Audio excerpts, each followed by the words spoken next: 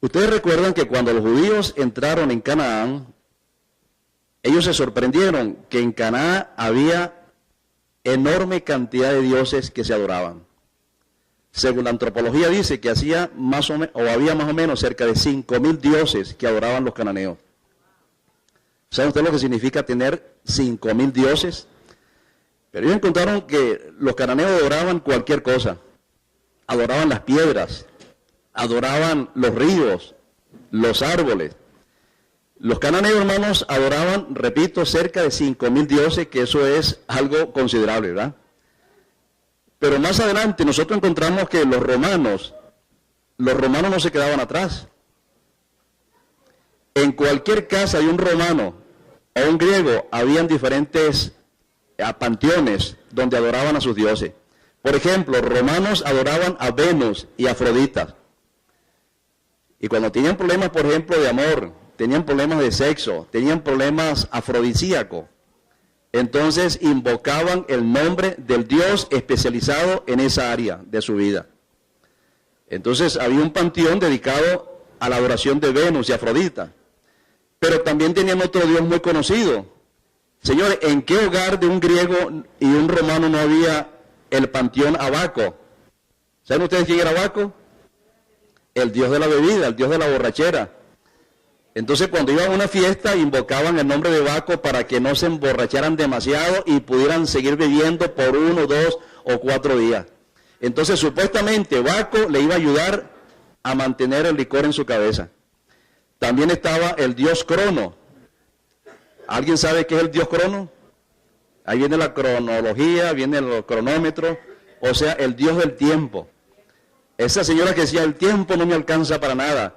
Pues invoca el nombre de Crono. Él te va a ayudar a mantener y hacer tus situaciones con respecto al tiempo. Pero había otras personas que tenían problemas de dinero y necesitaban mucho dinero. Y había un dios que era la diosa Fortuna. Era la diosa de la lotería, la diosa que tenía que ver con la opulencia. Pero hermano, regresemos otra vez a Canaán. Los judíos se encuentran que los cananeos adoraban a Baal. El dios más conocido entre los cananeos era Baal, o sea, era el dueño de todo, el gran señor. El dios de todos los dioses entre los cananeos era Baal. Pero también estaba el dios Dagón, el dios del arado, el dios de la agricultura, el dios de los frutos, etc. Estaba también la diosa Astarte, que era el equivalente de Venus y Afrodita, era la diosa de la fecundidad, la diosa del sexo. Tenemos otro dios que se menciona mucho en la Biblia, que es Moloch. Moloch también era otro gran señor, o sea, habían dos dioses en disputa. ¿Quién era el mayor de todos? Solamente ellos lo sabían. Luego tenemos a Tamuz, que era el dios de la ganadería. Tenemos a Nebo, el dios de la sabiduría. En fin, hermano, no tendríamos suficiente tiempo en esta mañana para mencionar los 5.000 dioses que tenían. Ahora, déjenme decirle algo que usted debe captar muy bien. ¿Esos dioses existían o no existían? Esos dioses no existían, para nada. Señores, esos dioses eran dioses imaginarios. Existían solamente en la mente de los que adoraban, pero no eran dioses que existían. Fueron creados por el hombre. Entiendan esto que le estoy diciendo, hermano. Esos dioses fueron creados por el hombre. Existían solamente por la superstición y la tradición. El que los creó se murió, pero dejó la idea de que existía ese Dios. Nadie podía comprobar que ese Dios existía. Sin embargo, hermano, aunque no existía, aunque eran dioses imaginarios, aunque eran dioses sostenidos solamente por la superstición, ¿qué hacía la gente con esos dioses creados? La historia dice que le entregaban sus fuerzas. La gente lloraba por esos dioses. La gente hacía guerra por sus dioses.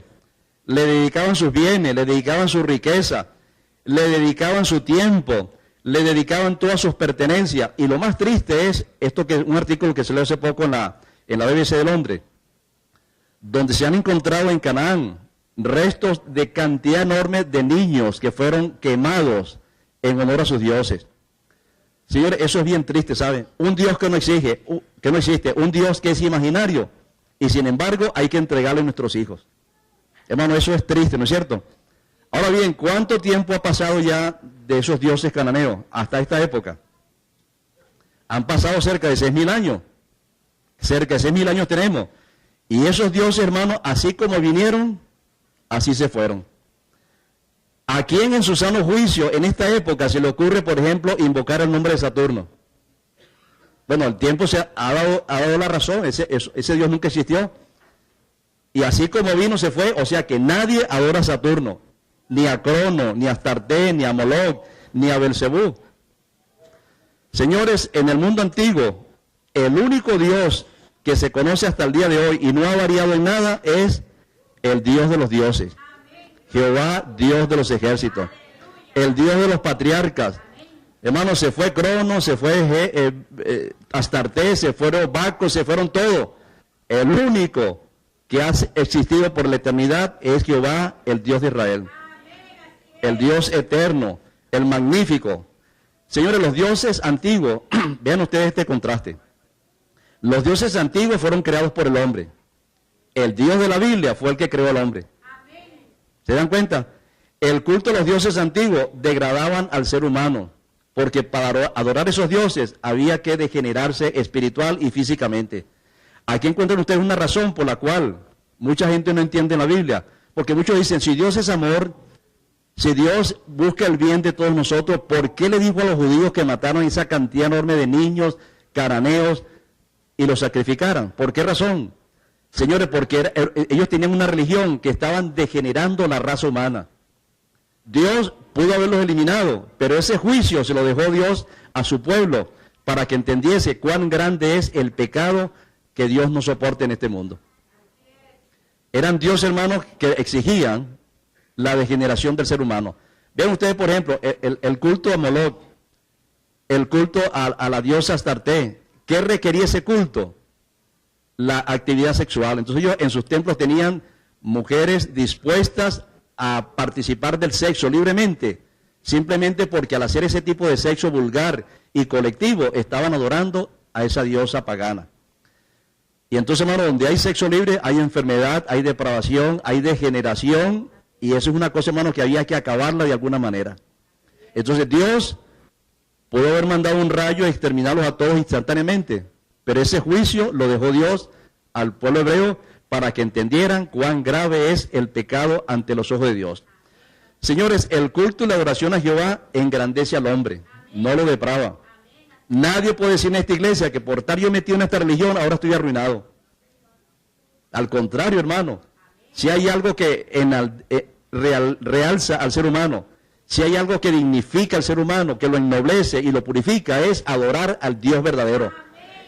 Y adorarlo no como usted cree que se adora, sino como Dios quiere que le adoremos. Porque la gente, hermano, a veces trata a Dios como tratar a cualquier persona. A veces, por ejemplo, cuando una persona se muere y lo van a enterrar, no, a él le gustaba mucho los mariachis y traen mariachis. A él le gustaba mucho una camisa roja y le ponen una camisa roja. Bueno, la gente quiere actuar así con Dios. Al Señor le gusta que yo haga esto y lo voy a hacer. Hermano, no es como tú crees que debe adorarse a Dios, sino como Dios quiere que le adoremos. Porque para eso el Señor nos ha dado la Biblia, para que le adoremos como Él quiere que le adoremos. Los dioses antiguos eran dioses sordos. Oigan, esto es interesante. Los dioses antiguos, aunque tenían muchos mausoleos, mucho oro, pero eran dioses sordos, eran dioses mudos, paralíticos, muertos, sin sentimiento, sin emoción. Hermanos, el Dios activo, el Dios nuestro es un Dios activo, un Dios vivo. Nosotros tenemos un Dios todopoderoso, un Dios lleno de amor, un Dios que está dispuesto a perdonarnos. Ese es nuestro Dios. Señores, cualquier persona con solamente un poquitico de sentido común, instantáneamente se daba cuenta que los dioses que todos adoraban eran dioses falsos.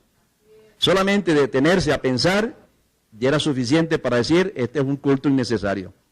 Hoy y siempre ha sido imposible negar la existencia de Jehová, el Dios de Israel. ¿Me están escuchando esto? El único amén que oigo es de la hermana Epifania.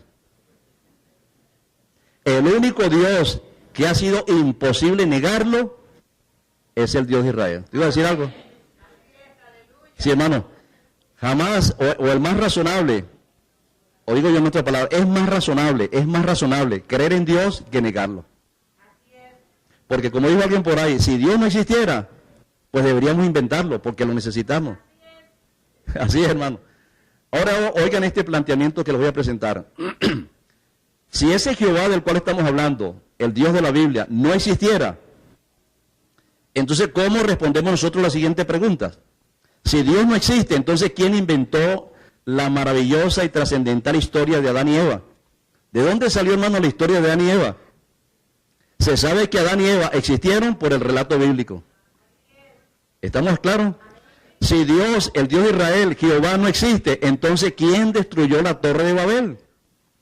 Porque no solamente la Biblia habla de la destrucción de Babel, hay otras cronologías babilónicas, caldeas en general. En el Museo de Nimrod, que está en Irak, habla infinitamente, hermano, de la destrucción de esa torre que fue construida hace muchos años. Y cuando hablan de la destrucción, dice que la mano del Todopoderoso lo hizo. Siendo ellos paganos, hablan de la mano del Dios Todopoderoso. Si Dios no existe, entonces ¿quién secó el Mar Rojo y abrió una brecha para que pasaran más de 1 millón de judíos? Y luego instantáneamente lo cierra para que se ahoguen los egipcios. Si Dios no existe, hermano, ¿quién hizo eso? Si Dios no existe, hermano, ¿quién creó los 10 mandamientos? ¿Quién inventó los 10 mandamientos? Señores, la mano de Dios que se manifiesta a través de la historia, de la arqueología, la antropología. No hay forma de negar la existencia de Dios. Y hoy ahora, oigan esto. Si el hombre, si usted y yo, como dicen los evolucionistas, como decía Carlos Marx, como decía Carlos Darwin, como decía Lamarck, como decían los evolucionistas primarios, si nosotros somos el producto de una evolución y se ha mantenido por la selección natural, que descendemos de especies inferiores, si eso es así, como dicen los evolucionistas, entonces que ellos nos respondan la siguiente pregunta: ¿en qué momento se reunieron los gusanos? ¿En qué momento se reunieron las larvas y los alacranes y los chimpancés y los gorilas para establecer una semana de 6 días de trabajo y descansar en el día 7º? Señores, ¿de dónde salió en la historia la idea de una semana? Señores, la Biblia es la única que tiene razón para esto. Dios creó el mundo en 6 días y estableció un 7º día para descansar. Ese es Jehová, el Dios de los ejércitos. ¿Está la mano de Dios entonces en el tiempo o no está? Alabado sea el Señor. Mis amados, nosotros necesitamos conocer más al Señor. Si Dios no existe, si ese Jehová no existe, preguntémonos también, ¿quién detuvo la luz del sol por 24 horas? Precisamente en el momento cuando Josué oró al Señor y peleaban contra los filisteos. Un relato, hermanos, que está escrito inclusive en la cronología del espacio. Ese día que falta, señores, no es otro sino la mano de Jehová. Si Dios no existe, entonces ¿quién le dijo a Nabucodonosor y quién le dijo al profeta Daniel que iba a haber una secuencia perfecta de reino desde los caldeos hasta la Roma papal del presente siglo? Si Dios no existe, hermano, ¿quién trazó esa cronología que tenía que ser así en la secuencia de los imperios del mundo? Señores, ahí está la mano de Dios. Si Dios no existe, entonces ¿quién mandó a Jesús? Si Dios no existe, hermano, ¿quién resucitó a Jesucristo y ascendió al cielo poderosamente? Si Dios no existe, ¿por qué vino el día del Pentecostés y se manifestó el Espíritu Santo en el aposento alto? Señores, repito, no hay forma ni manera de negar a Dios. Ahora oigan esto, que posiblemente vamos a estar involucrados todos. Si hay miles de pruebas de la existencia de Dios, entonces ¿por qué la gente huye de Dios? Si Dios existe y está vivo y nos está mirando, ¿por qué huimos de Él? ¿Por qué nos escondemos todos los días del Señor? ¿Por qué muchos que conocen inclusive la verdad de Dios se niegan a servirle y ser honestos y rectos delante del Señor? ¿Por qué cambian al Dios verdadero por un baile, por los placeres pasajeros, por las cosas de este mundo, por alguna adicción o por algún capricho, por alguna tontería que se nos mete en la cabeza? Mis amados, necesitamos conocer cada día más a nuestro Dios. Si Dios existe, ¿por qué cuesta tanto trabajo que la gente crea, adore y obedezca al único Dios verdadero? ¿Por qué tanto problema, hermanos, si Dios existe? Los que rechazan y huyen de Dios en estos momentos, mis amados, no saben de lo que se están perdiendo. El que huye de Dios no sabe de las bendiciones que se está perdiendo. Hay un salmo que yo encontré en la Biblia hace poquito, mientras hacía el año bíblico, pero me ha gustado tanto que quiero compartirlo con ustedes, porque es un salmo que habla de la grandeza de ese Dios todopoderoso. El Salmo 146. Seguramente ya lo tenemos en la pantalla, pero el Salmo 146, hermano, oigan bien, y ojalá que algún día lo podamos repetir como hicimos hoy con el Salmo 23, que lo podamos aprender de memoria. Dice, alaba, oh alma mía, ¿a quién? A Jehová. Alabaré a Jehová en mi vida, cantaré salmo a mi Dios mientras viva. Mientras esté vivo, decía el salmista, cantaré salmos a mi Dios. No confiéis en los príncipes, ni en hijo del hombre, porque no hay en él salvación. Pues en cualquier momento sale su aliento y vuelve a la tierra, y en ese mismo día perecen sus pensamientos. Versículo 5, bienaventurado aquel cuyo ayudador es el Dios de Jacob, cuya esperanza está en Jehová su Dios, el cual hizo los cielos y la tierra, el mar y todo lo que en ellos hay, que guarda la verdad para siempre. Oigan lo que dice a partir del versículo 7, que hace justicia a los agraviados, que da pan a los hambrientos. Jehová liberta a los cautivos, Jehová abre los ojos a los ciegos, Jehová levanta a los caídos, Jehová ama a los justos, Jehová guarda a los extranjeros, al huérfano y a la viuda sostienen, y el camino de los impíos trastorna. Reinará Jehová para siempre, tu Dios, oh Sión, de generación en generación. Aleluya, dice el salmista. Hermano, ese es nuestro Dios, el Dios de Jacob. Ahora yo les digo, hermano, ¿qué hace Dios por nosotros todos los días? ¿Qué es lo que hace Dios todos los días por nosotros? Todo. Él lo hace todo. Pero dice el versículo 7, voy a solamente sacar unas cuantas pinceladas. A ver si la teología nos ayuda a entender más la bondad del Señor. El versículo 7, la última parte dice, Jehová liberta a los cautivos. Otras versiones dicen, Jehová suelta a los presos. Otras versiones dicen, Jehová le rompe las cadenas al que está atado. Ese es nuestro Dios. Señores, Dios es nuestro insuperable libertador. Él es el que ha roto todas las cadenas. Por eso estamos libres. Estamos libres porque el Señor es nuestro libertador. Y es un libertador físico y espiritual. ¿Saben por qué? Porque cuando José estaba en la cárcel, ¿quién le abrió la celda? El Señor, Dios. Cuando el apóstol Pedro lo iban a ejecutar en la madrugada, y estaba en una celda rodeado de barrotes por todos lados, y tenía guardias atados a sus manos, con grillos. ¿Qué hizo simplemente el ángel del Señor? Entró en el nombre de Dios, y aquellos grillos se sacaron con tal magnitud, hermano, que los que estaban amarrados ni se dieron cuenta. Siguieron roncando mientras el apóstol Pablo iba pasando y las puertas se iban abriendo. Alguno diría, tremenda película. No es película, hermano, es el poder del Señor actuando. Porque Él es el que liberta. Israel estuvo 400 años preso, secuestrado por los egipcios. Pero un día dijo el Señor, hasta aquí este momento están secuestrados. Y los sacó con gran poder de Egipto. Señores, el Señor sacó también a 3 jóvenes que se estaban quemando en un horno de fuego. Primeramente, antes de sacarlos, se metió con ellos. Y conversó con ellos, hermano. Un horno que se había calentado 7 veces. Y cuando llegó el momento, dijo, Señor, bueno, vámonos aquí. Ya suficiente calorcito, ahora vámonos para afuera. Ese es el Señor. El Señor sacó a Daniel mientras estaba en un foso de leones. Entonces, hermano, ¿es el Señor nuestro libertador o no es? Alguno podría decir, ¿y por qué no sacó a Juan el Bautista de la cárcel? Señores, porque mayormente la liberación del Señor no es en lo físico. La mayor liberación de Dios es en lo espiritual. Porque Dios todos los días nos libra de verdaderas cadenas espirituales. Yo he encontrado en la iglesia personas que por años estuvieron atrapadas en el odio. Personas que odiaban a sus propios hermanos dentro de la iglesia. Personas que odiaban entrañablemente a ciertos familiares. Estaban llenos de ese espíritu de venganza. Algún día me la va a pagar, algún día lo voy a matar. Pero un día llegó Dios a su vida y se acabaron esas cadenas. Y al que él pensaba matar, ahora lo abrazaba y le lavaba los pies en el día de la Santa Cena.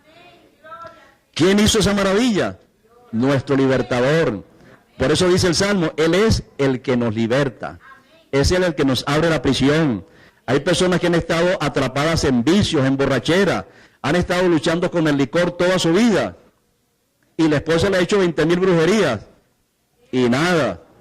Pero llega el Señor y hermano, ahí comienza una vida sobria. Otros han vivido por años en depravaciones, en prostitución, en homosexualidad, en incesto, en vicio secreto por años. No han podido liberarse.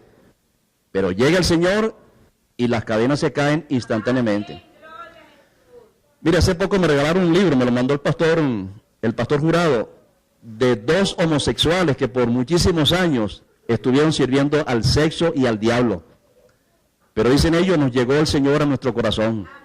Y ahora son predicadores del movimiento pro liberación de los homosexuales. Y han pasado años de esa experiencia. Ya tienen familia, tienen hijos, y ahora ven con asco, con repugnancia lo que es la vida homosexual. Están escribiendo libros y dando conferencias en todas partes del mundo. Señores, ¿quién hizo ese milagro? ¿Quién lo sacó de la cárcel de esa depravación? Nuestro libertador.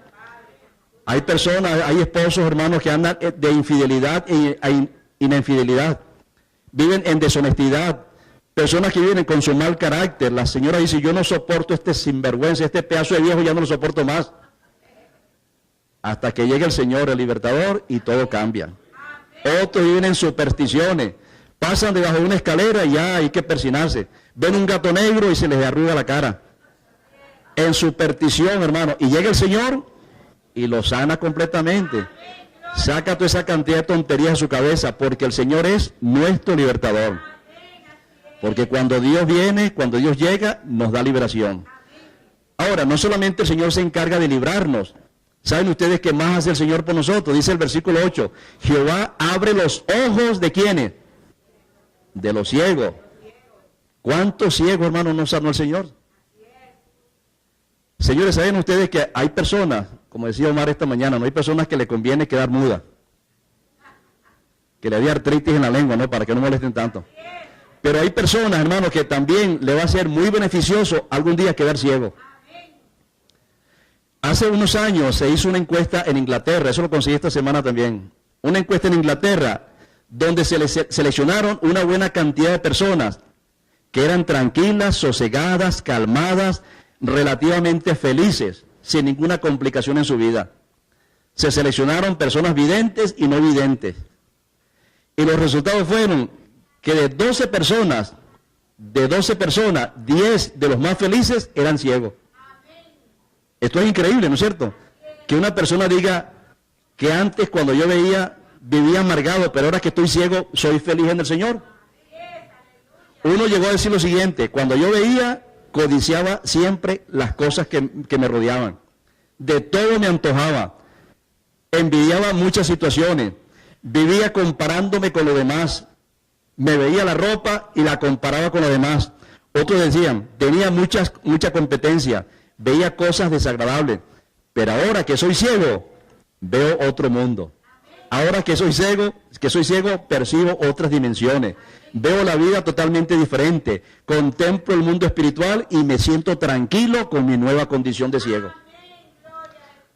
Así, hermano, que si usted piensa que va a quedar ciego, no se atormente. Usted va a pasar a otra dimensión de más tranquilidad. Ya que cuando vean a su pastor, ya no se van a amargar la vida. Escúchenlo solamente. ¿Está bien? Señores, a los ciegos espirituales es cuando Dios realmente hace los grandes milagros. Porque la peor ceguera, ¿cuál es, señores? La peor ceguera es la ceguera espiritual. Ahora, hermanos, hay muchas personas que están ciegos porque están aferrados a creencias, a situaciones en la vida, a caprichos, a suposiciones. Y esas personas que no quieren andar en la luz, entonces, ¿qué hace Dios? Dios se retira de ellos. Y dice la Escritura, ahora son peores las tinieblas que las que tenían antes. Esta semana estábamos hablando en la lección de la escuela sabática del pecado contra el Espíritu Santo, ¿se acuerdan? Señor, a fin de cuentas, dice la Escritura que el peor pecado contra el Espíritu Santo es la blasfemia, ¿no es cierto? O sea, el pecado grande contra el Espíritu Santo es la blasfemia. ¿Cómo interpretamos nosotros ese asunto de la blasfemia? Bueno, lo podemos interpretar de dos maneras. Porque cuando Jesucristo hizo el milagro del endemoniado, ¿qué dijeron los opositores? Este echa fuera a los demonios porque tiene el poder de Satanás. Ahí es cuando Jesucristo dijo, todo pecado que hagan los hombres contra el Hijo de Dios les será perdonado, contra Dios le va a ser perdonado, pero el pecado contra el Espíritu Santo, la blasfemia, no tiene perdón, ni en este mundo, ni en el mundo venidero. Entonces, en ese contexto, dice René White, la blasfemia contra el Espíritu Santo es atribuirle al Espíritu Santo o quitarle al Espíritu Santo lo que es de los demonios, o sea, compararlo. Si Dios está haciendo un milagro y decir, esto no es el Espíritu Santo, son los demonios, usted le está atribuyendo al Espíritu Santo lo que es de los demonios, o viceversa. Hermano, se está pecando contra el Espíritu Santo. Cualquier pecadito que uno tenga en la vida, si uno insiste en ese pecadito, ya sea chiquitico, pero si usted no lo abandona, ese pecado, hermano, le va a cerrar las puertas de la salvación y se convierte en el pecado imperdonable. Así que dice la Escritura, o por lo menos lo va a entender, no lo dice, pero dice o lo hace entender que no hay peor ciego que el que no quiere ver. ¿Estamos claros? Entonces hay que permitirle al Señor que su luz venga. Si usted hoy recibe la luz del Señor y si Dios le está hablando y le está iluminando, váyase, hermano, en esa luz. ¿Qué más hace el Señor por nosotros? Dice el versículo 8, Jehová levanta a los que han caído. Jehová levanta al caído. ¿Qué significa esto, mis amados? Mientras estemos en este mundo, por más cristiano que usted sea, por más lleno del Espíritu Santo, nunca nos va a faltar una angustia, ¿no es cierto? Nunca nos va a faltar una angustia, una separación por la muerte. Nunca nos va a faltar una decepción con alguien que amábamos, nos defraudó. Nunca nos va a faltar una tribulación, una enfermedad, una traición, una derrota, el abandono, la soledad, cualquier cosa, hermano. Ahora, ¿qué podemos hacer nosotros cuando estamos pasando por una gran turbulencia, o una gran tribulación, o algún gran conflicto? ¿Qué es lo que tenemos que hacer? Varias cosas. En primer lugar, recordar que Dios nunca nos va a abandonar en medio de la turbulencia.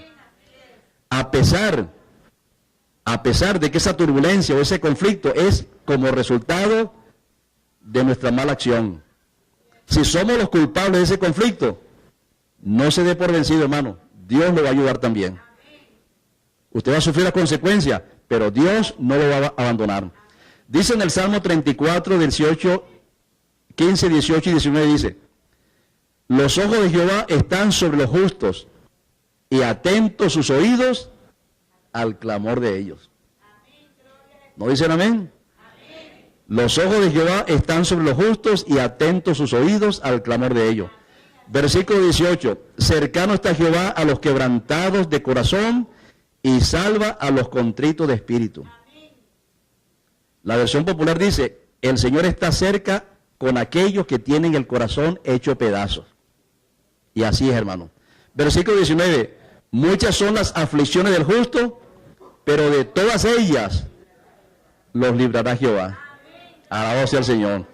El Salmo 46, 1, que todos lo sabemos de memoria también, que dice, Dios es nuestro amparo y nuestra fortaleza, nuestro pronto auxilio en todas las tribulaciones. ¿Qué es lo primero que tenemos que hacer cuando estamos pasando por algún gran conflicto? Recordar que Dios está a nuestro lado. No nos ha abandonado. En segundo lugar, esperar pacientemente la ayuda divina. Hay que esperar en el Señor. ¿Y saben ustedes por qué hay que esperar? Porque el tiempo de Dios es diferente al tiempo nuestro. Los métodos del Señor son diferentes a los nuestros. La perspectiva de Dios es muy diferente a nosotros. Porque Dios es infinito, nosotros tenemos muchas limitaciones. Y a veces nos encaprichamos en cosas que realmente no nos convienen. Pero eso Dios se da su tiempo y nos hace entender realmente lo que necesitamos recibir. Salmo 40 dice, versículo 1 al 3, pacientemente esperé a Jehová. Hay que esperar en el Señor, hermano. ¿Y qué más sigue diciendo? Y se inclinó a mí y oyó mi clamor. Y me hizo sacar del pozo de la desesperación, del lodo cenagoso. Puso mis pies sobre peña y enderezó mis pasos. Luego puso en mi boca un cántico nuevo, una alabanza a nuestro Dios. Lo verán muchos y temerán y confiarán en Jehová. ¿Qué tenemos que hacer en medio de las tribulaciones, de las turbulencias? Esperar en el Señor, saber que no nos ha abandonado. Y en tercer lugar, es muy importante, no murmuremos contra Dios. Porque a veces, señores, cuando estamos pasando por un gran conflicto, enseguida tratamos de echarle la culpa a Dios. Hay un texto que siempre utilizamos cuando la gente no quiere hacer silencio en la iglesia. Jehová está en su santo templo, calle delante de él toda la tierra. Aunque es un texto que lo utilizamos para reverencia, pero oficialmente no era para la reverencia, sino para proclamar la justicia divina. Lo que quiere decir el Señor, delante de mí no acepto ningún alegato. Delante de mí no acepto que nadie murmure, porque el Señor es el juez justo de todo el universo. Nadie le echa la culpa a Dios, porque Dios no tiene culpa de nadie, de nada. Dice en 1 Corintios 10, 10 al 12, es un versículo que usted debería marcarlo también en su Biblia. 1 Corintios 10, 10 al 12 dice, ni murmuréis, como algunos de ellos murmuraron y perecieron por el destructor. Y estas cosas le acontecieron como ejemplo y están escritas para amonestarnos a nosotros, a quienes han alcanzado los fines de los siglos. Así que el que piensa estar firme, mire que no caiga. La cuarta cosa que tenemos que hacer en medio de una turbulencia es dar gracias a Dios, porque después de la tribulación habrá una gran bendición con toda seguridad. Señores, después de cada tribulación, con toda seguridad, vendrá una gran bendición. Romanos 8, 28 dice, y sabemos que los que a Dios aman, todas las cosas le son para el bien. Esto es conforme a los propósitos, a los que sus propósitos son llamados. Y en quinto lugar, a veces Dios permite tribulaciones porque Dios tiene una razón para nosotros. A veces necesitamos ser pulidos, purificados, preparados, necesitamos estar más cerca de Dios. Y si todo nos va bien, entonces terminamos olvidándonos del Señor. Entonces Dios a veces tiene que apretar un poquito su situación con nosotros. Versículo 8 también dice otra cosa importante. Jehová ama a los justos. ¿Qué otra cosa hace Dios, ese Dios todopoderoso? Ama a los justos. Ahora eso nos lleva a otra pregunta. ¿Quiénes son los justos? ¿Quiénes son los justos? ¿Habrá en esta iglesia algún justo? ¿Alguien que puede decir justo? ¿Que puede decir que es justo? ¿Hay justos en este mundo? Romanos 3, 10 al 14. Póngale mucha atención como dice el Señor en cuanto a los justos que hay en este mundo. Romanos 3, 10 al 14 dice, como está escrito, no hay justo ni aun uno. No hay ningún justo, hermano. ¿Qué más sigue diciendo?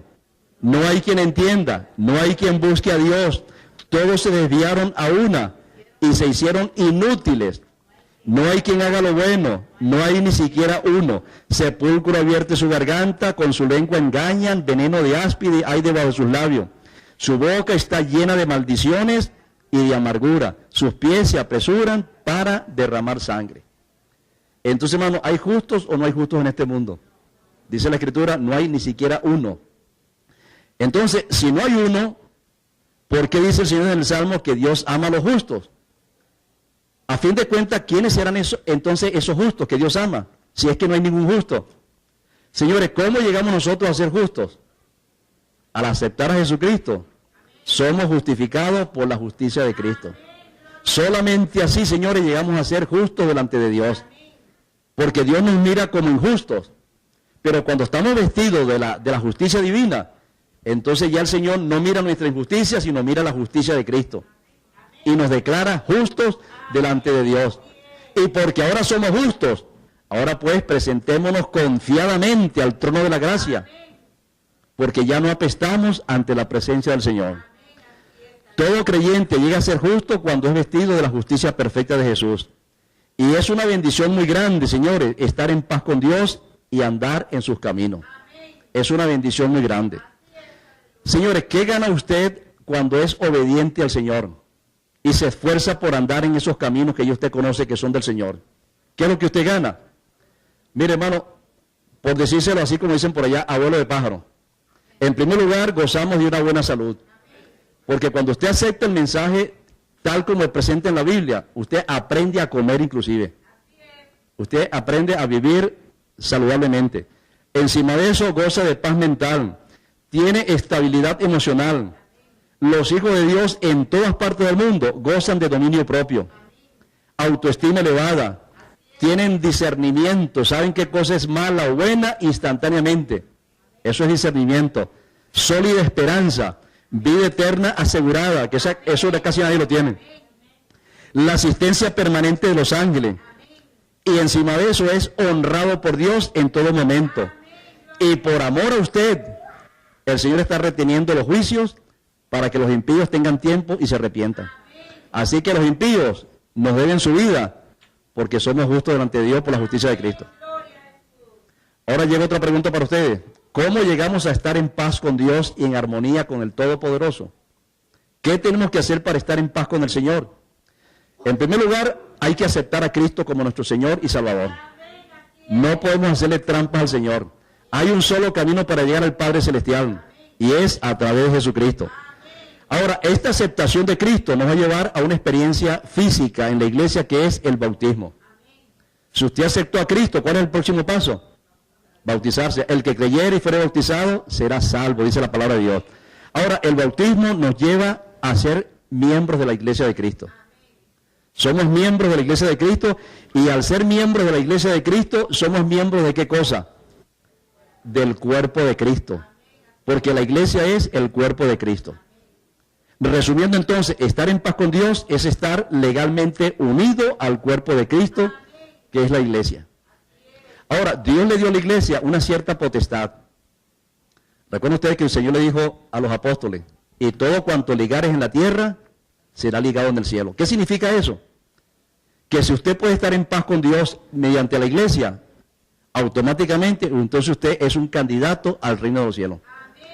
Si usted no está en armonía con la iglesia, con sus principios, usted todavía no está en armonía con el Señor.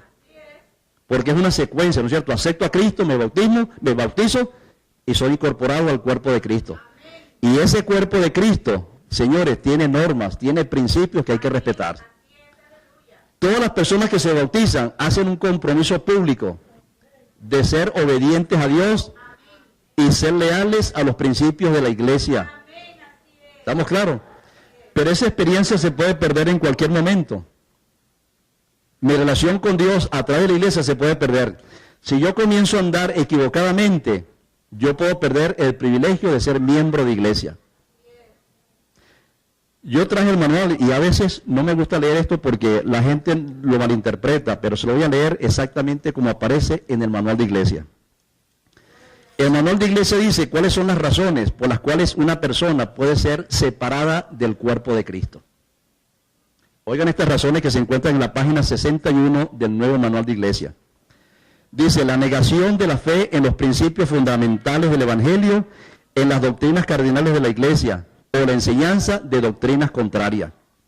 El día que ustedes se pongan a hablar de doctrinas y a enseñar doctrinas diferentes a las que nosotros acostumbramos y tenemos como dogmas, o no como dogmas, sino como principios de iglesia, usted es un candidato para ser separado del seno de la iglesia, a menos que se arrepiente, obviamente.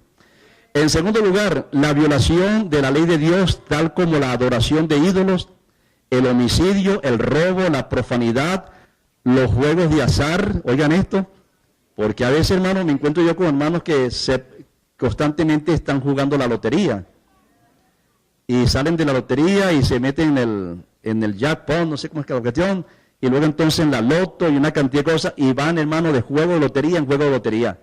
Las personas que reinciden en la lotería, según el manual de iglesia, deben ser disciplinadas. También la transgresión del sábado y la fidelidad voluntaria, la falsedad voluntaria y habitual. Personas que constantemente están diciendo mentiras, también tienen que ser manejadas por violar los mandamientos de Dios. En tercer lugar, la violación del séptimo mandamiento de la ley de Dios con respecto a la institución del matrimonio, el hogar cristiano y las normas bíblicas de la conducta moral. Todo tipo de adulterio tiene que ser sancionado por la iglesia. En cuarto lugar, el abuso sexual de niños, el abuso sexual y el manoseo de jóvenes y adultos vulnerables, la fornicación, la promiscuidad, el incesto y las prácticas homosexuales. También la producción, el uso y la distribución de material pornográfico y otro tipo de perversión sexual. ¿Se dan cuenta, hermanos? Entonces, personas que tienen, hermanos que tienen en su casa material pornográfico y viven de la pornografía, deben ser sancionados por la iglesia también.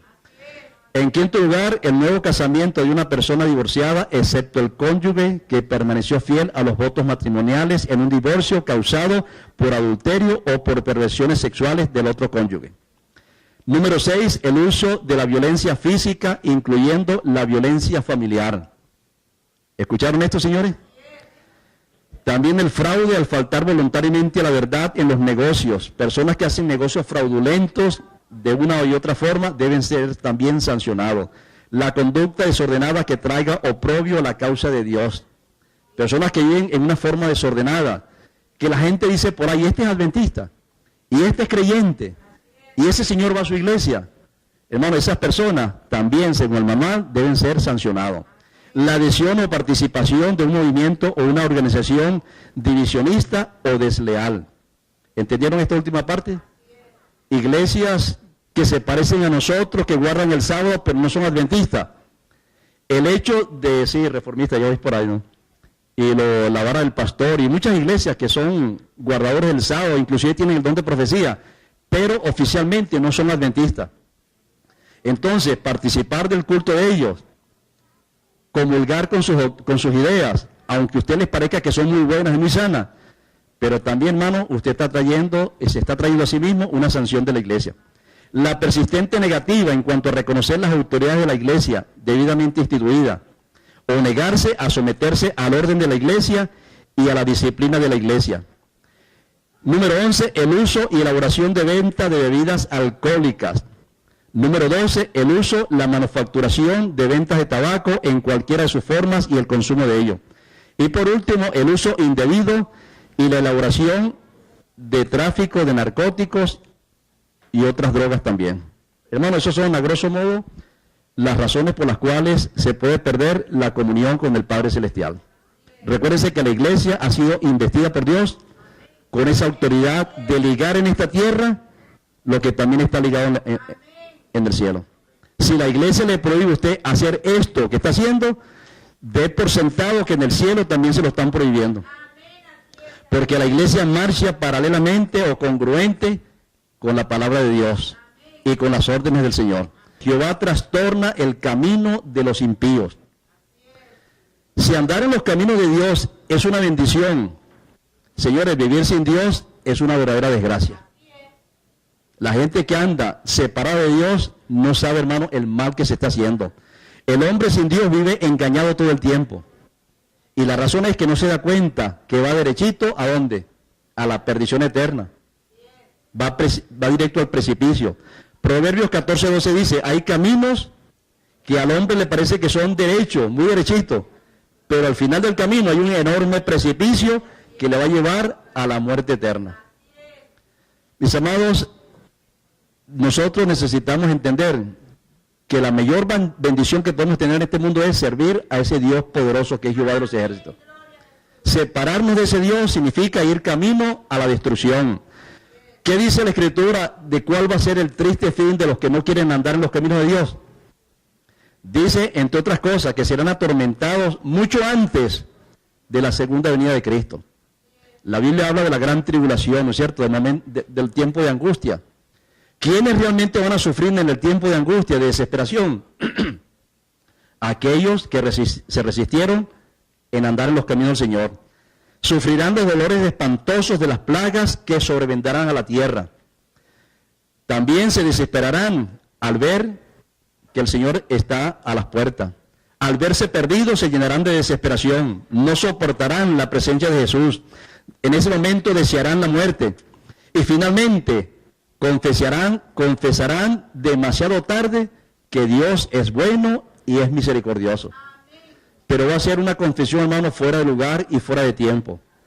Yo pregunto, hermano, ¿vale la pena adorar, servir y obedecer a Jehová, el Dios de los ejércitos?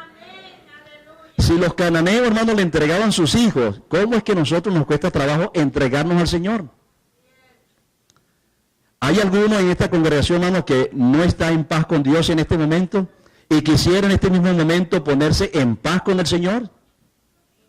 No le voy a pedir que pase adelante, no, simplemente si usted cree que necesita volver a la paz del Señor y la armonía con la iglesia, hermano, póngase de pie y vamos a tener una oración por todos ustedes.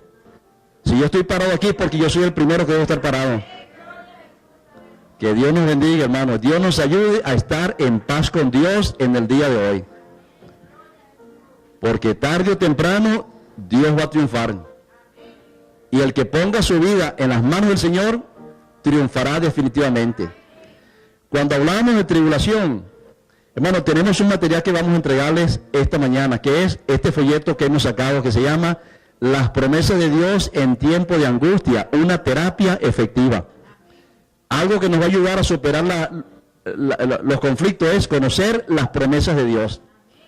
Aquí está, hermano, un resumen de las principales promesas de Dios. Y adentro hay otro folleto que lo van a recibir también, que es los santos. ¿Quiénes son? ¿Podemos confiar en los santos? Son dos folletos, hermano, que usted no se vaya sin recibirlo.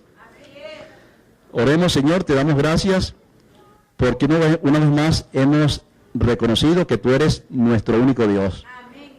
El único Dios que por toda la eternidad persiste, porque es un Dios que realmente nos ha creado y es un Dios santo y todopoderoso. Te alabamos, Señor, en esta hora porque tú eres nuestro Dios. Aquellos hermanos que necesitan, Señor, estos hermanos que necesitan estar en paz contigo en el día de hoy, te rogamos que nos aceptes tal como somos. Y nos permita, Señor, que en esta hora otra vez nuestro nombre sea anotado en el libro de la vida, en el libro de los que han de ser salvos eternamente.